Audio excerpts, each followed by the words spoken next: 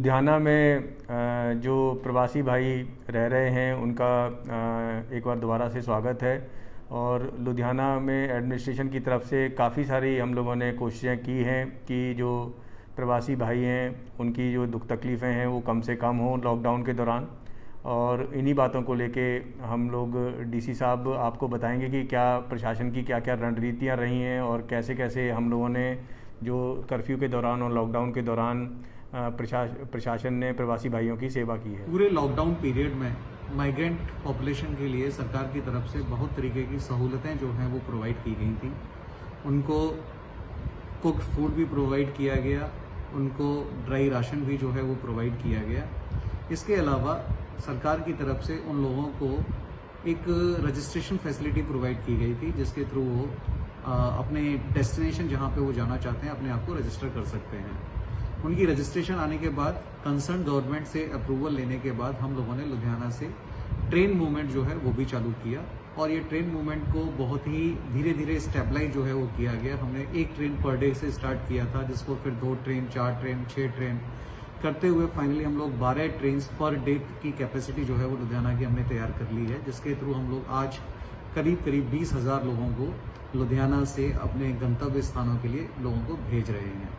इसके अलावा अब हम एक नया स्टेशन दोराहा से भी प्लान किया हुआ है, जहां से 2 से 3 ट्रेन जो हैं पर डे चला सकते हैं। तो आने वाले दिनों में इस कैपेसिटी को हम लोग 20,000 से 25,000 तक ले जाएंगे।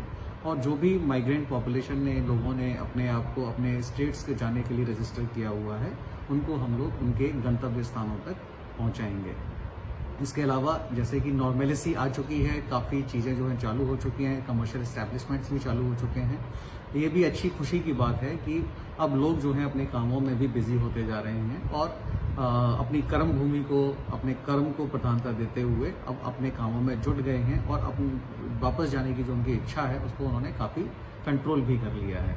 लेकिन सरकार कमिटेड है, अगर वो यहाँ से जाना चाहेंगे तो ये कंटिन्यूअस ट्रेन व्यवस्था जो हमने बनाई हुई है वो आगे भी जारी रहेगी। तो जैसा कि आपको बताया गया कि लुधियाना प्रशासन पूरी तरीके से प्रवासी भाइयों की सेवा में लगा हुआ है, चाहे वो खाने की व्यवस्था हो, चाहे राशन की व्यवस्था हो, चाहे उनके दवाई की व्यवस्था हो, उनके रहने का कोई हो, तो सभी तरीके के प्रबंध हम लोगों ने इस दौरान कर्फ्यू के दौरान किए हैं, जिससे कि कम से कम परेशानी हमारे प्रवासी भाइयों को हो।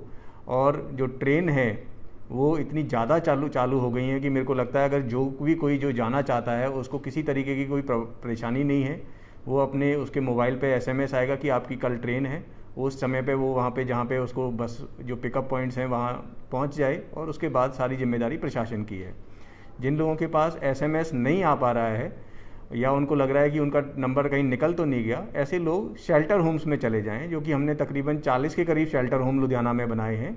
शेल्टर होम्स में आप सीधे चले जाएं और आपको सीधे जाने में कोई परेशानी है तो आप थाने में चले जाएं, पुलिस स्टेशन वाले आपको शेल्टर होम्स में छोड़ देंगे। तो जो भी आपके गांव की तरफ जो भी ट्रेन अगली जाने वाली होगी अगले 2-4 दिन के अंदर, वो आपको वहाँ उस ट्रेन में बिठा देंगे। तो सारी जो जिम्मेदारी होगी वो शेल्टर होम में जो लोग रह रहे हैं उनकी प्रशासन की होगी।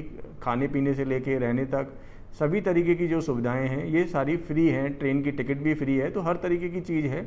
प्रवासी भाइयों से यही रिक्वेस्ट है कि वो थोड़ा सा संयम रखें, थोड़ा सा धैर्य रखें। और काफ़ी सारी रिक्वेस्ट अब हमें उल्टी आ रही हैं।